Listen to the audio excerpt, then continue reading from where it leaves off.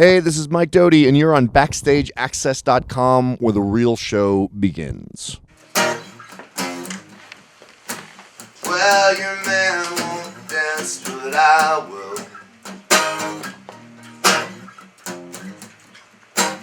He's just up a punch that you'll spill.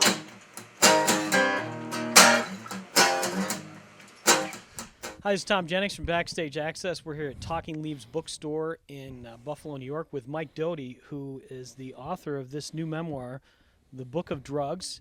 This is a great book. I'll tell you, I actually read this in one sitting. Is that right? One very long sitting, I would imagine. I would say it was about 3.5, 4 hours. But it was, What? Really? Yeah. Dude, where are you from, space or something? That's incredibly fast. Well, I have a That's master's. insane. I have a master's degree in history, so we were used to having to knock off books in a day. Wow. But this was a great book. Oh, thank you. First question, though, and I hope you don't take this wrong. Oh, that's I a bad. love, That's I love the book, but I hate the title. why you got to come in with that shit. Jesus fucking Christ! I'm supposed to be sitting here doing this fucking interview. Well, What do you want me to change it for you? I got a No. Sharpie on me. Got a it's Sharpie on you?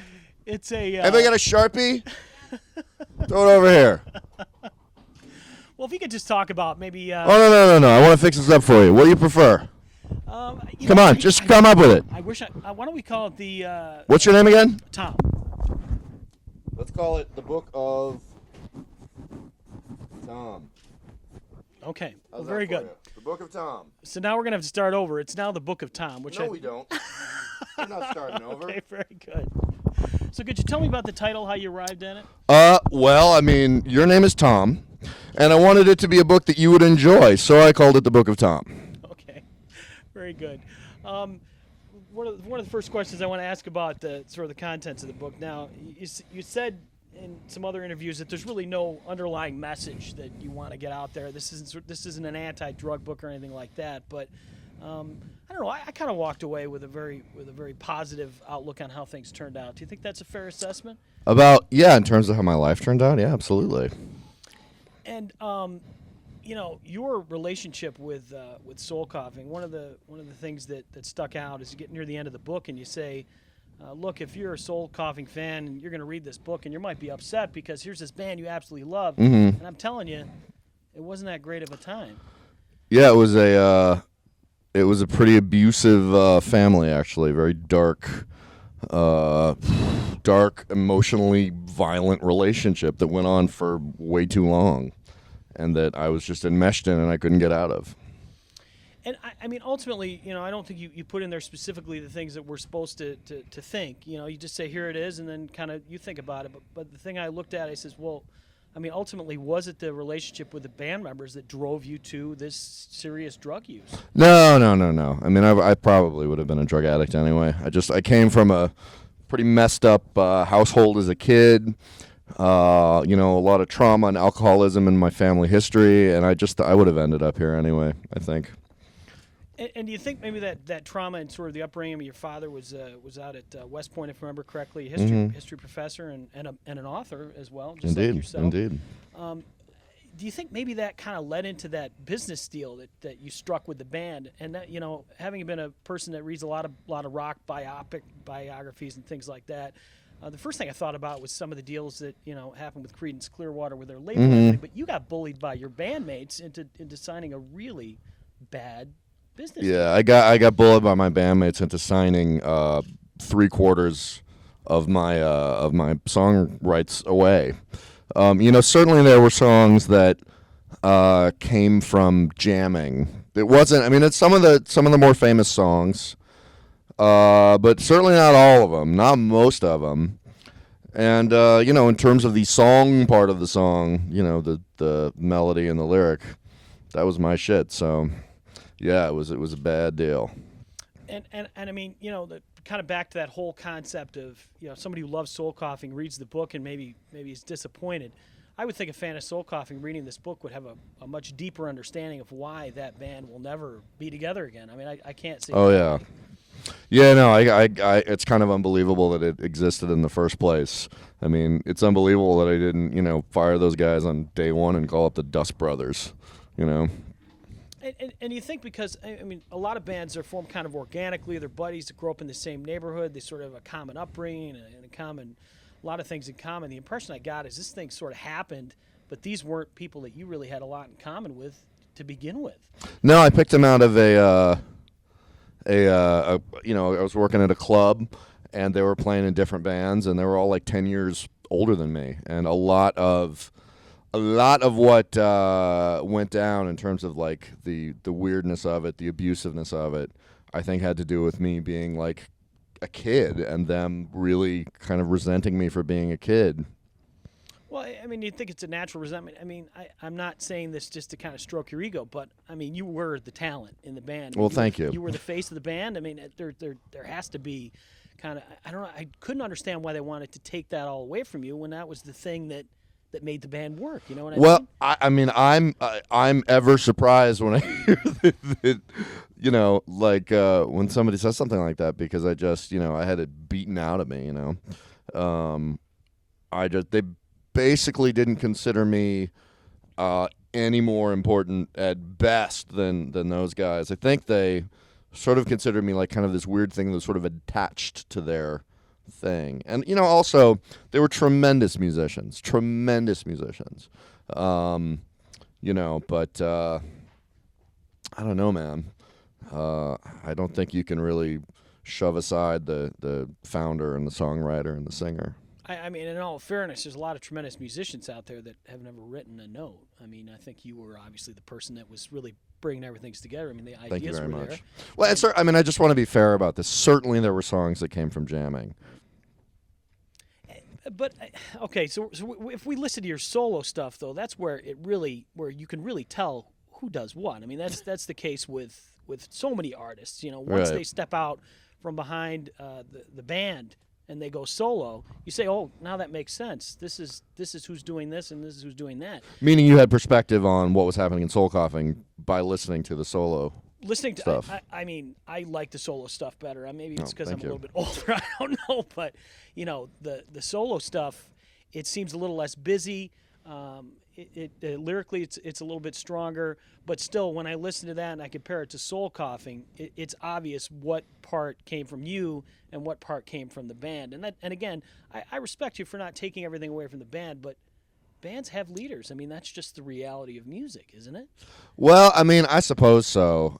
It's very hard to look at, you know, how dark those days were and really kind of come up with, you know, like a sensible viewpoint about it in terms of, you know, what my role was.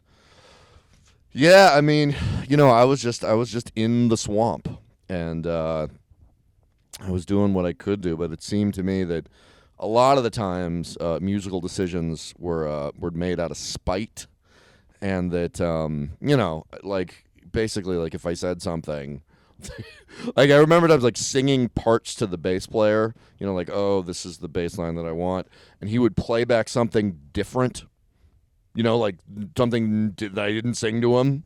You know, it was just like crazy town in that band. It was insane that it existed. And right now, you know, you've got, and I apologize for not remembering his name, but you have a player that you're working with now that you're very close with. It's Andrew Scrap Livingston, the cello player, bass player, Right. dancer.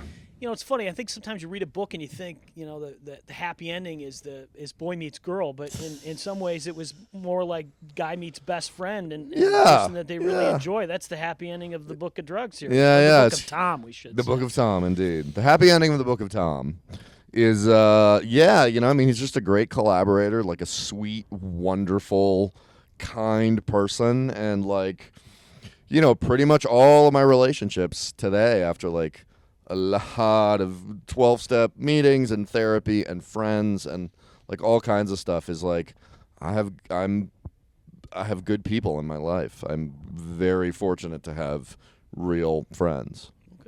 And now in this book, there's some people whose names you use and some people whose names you don't. One of the things that was kind of making me a little bit crazy was trying to figure out who some of the people were in the book. How did you decide whose names you were going to use and whose names that you were going to leave out? I don't know. I mean, there were, geez Louise, I mean, certainly the lawyer talked to me about that stuff.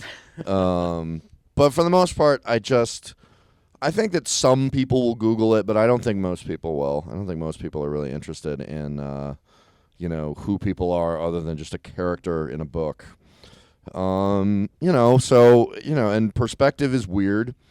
The mind is totally unreliable. People remember things that I don't think happened. I remember stuff that they don't think happened. And, it's just fair to not, name everybody, I think. Yeah, you put that right up in front in the book. You said, look, this is my story, and I might have gotten some things wrong just because, like you said, the mind sometimes plays tricks on you.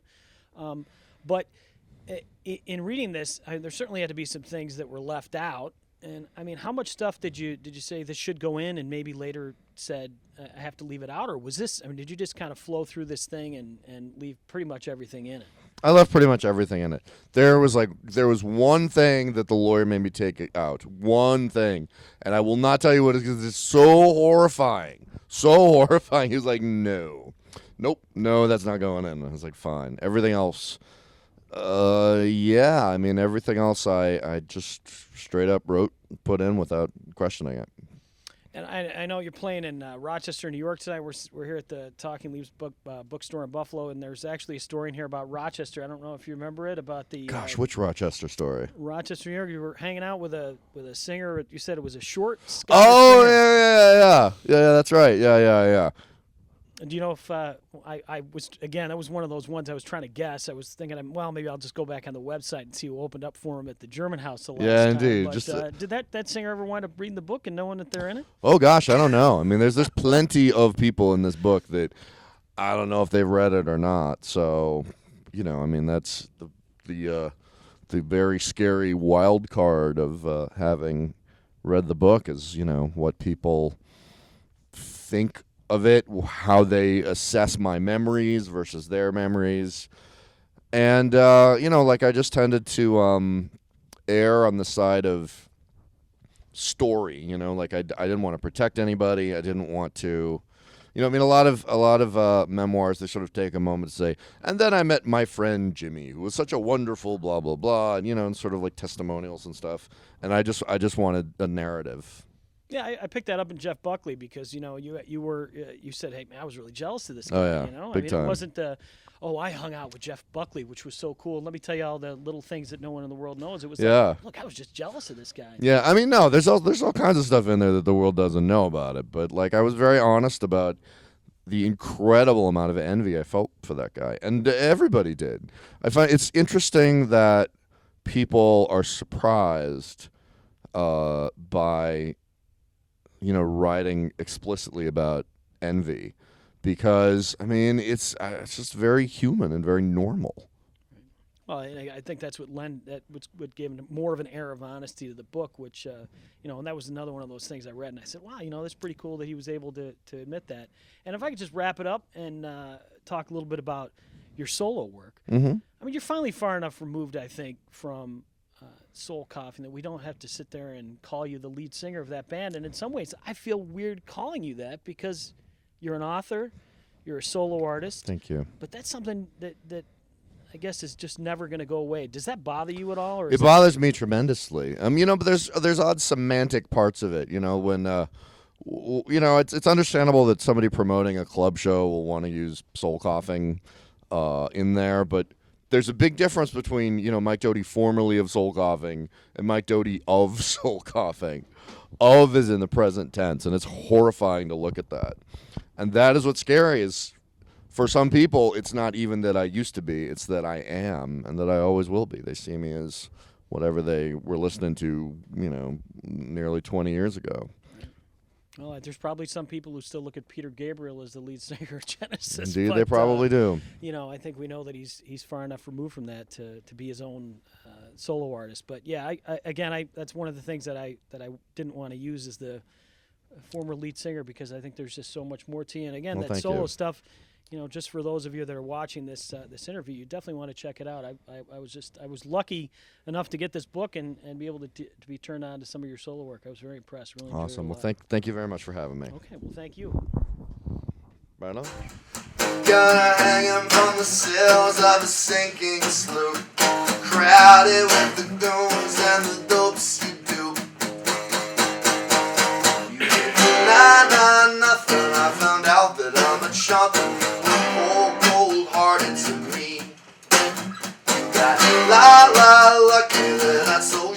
what I did, and you're so sorry, but not the way you want. You get nah, nah, nah, nah.